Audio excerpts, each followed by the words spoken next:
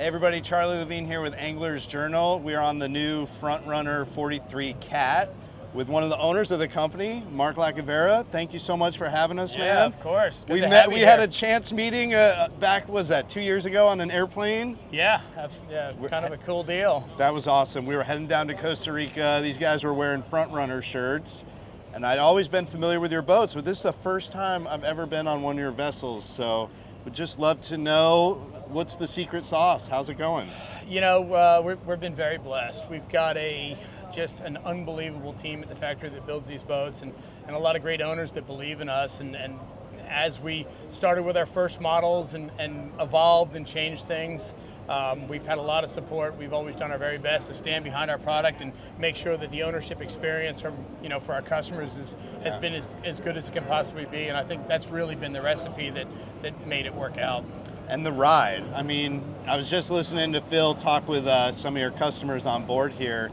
It sounds like you guys fish hard, so you know what your customers want, but how does that help you with the tweaking of the design or where to put things? And well, you know, when you're a small company like us and you're able to use your boats, fish your boats, and do the things that your customers are going to do with them, you don't have to worry about getting some feedback. You can truly design it the way it's going to work from the very beginning.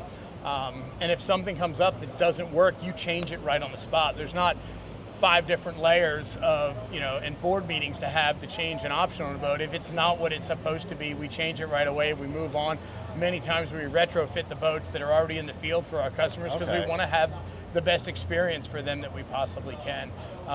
And when you do that kind of thing, they order more boats. And when they order more boats, you get to build more boats. And as you all know in the business, you have to keep the ball rolling, and that helps out a lot. When we got into the Cat game, we wanted to make sure that the boats that we built did all of the things that Cats are known for that are great, but with those great attributes that many of these boats have, these Cat boats have, there are some things that are shortcomings because they're different.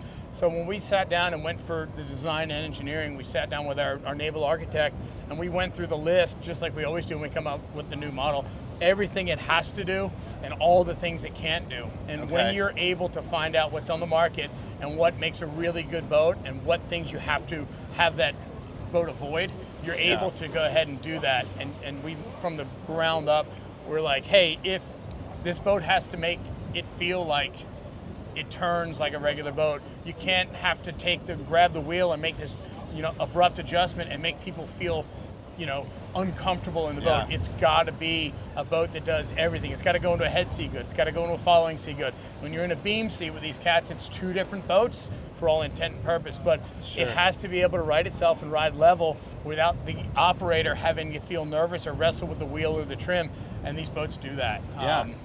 Well, Cats have always been known, like a 4 to 6 foot sea, these things will eat it up all day long. But like you said, over time they're sneezing and a little surfy, and it sounds like you guys have done a lot of design and R&D. It doesn't sneeze, it doesn't surf, and it doesn't give you that I have to wrestle the wheel type feeling in a beam sea, or when you're in a following sea, the bow just doesn't dig and it doesn't put you in a bad position. Cool.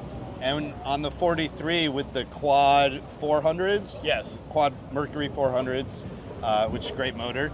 What kind of numbers are you guys seeing? We're seeing in the low to mid 70s of top speed.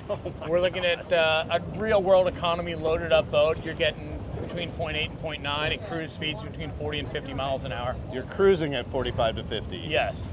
And you hold 1,000 gallons of fuel? Yeah, 1,000 gallons of fuel. And it's just so if you've got to get somewhere, you can bring all the fuel you need for your trips. Well, I would think the tuna guys, I mean, you could put a lot of tuna in this coffin box. It's massive, yeah. So the Gulf guys, or like you said you fish the other side of the Gulf Stream, that's a long run. Yep. We're able to hold a lot of ice, we're able to hold a lot of fish, we're able to hold a lot of drinks and water, things that you don't think about until you really make one of these long trips. Many of our customers,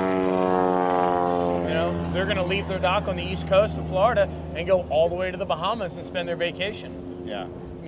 They don't have to take on fuel? They don't have to take on fuel. They don't have to go grocery shopping when they get there.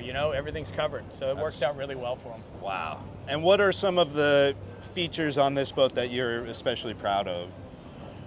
I mean, if you take a look with the camera around and see just how our boat comes together and how our fit and finish is, those are some really cool things to see. But if you pull that deck back and you look at our grid system that the deck is supported, you know, we've got a longitudinal stringer on top of the tunnel, which nobody in the cat game has. You know, we have... So you don't get the vibration. Right, it takes all that. It makes it more of a real one-piece boat. There's not that spongy feel to the deck. It's not stretched out over large spans. You know, and then, you know, we just feel you should overbuild things. So our bulkheads in this boat, instead of being 2-inch or 4-inch, we've doubled them up. And he was saying every 6 feet you have a...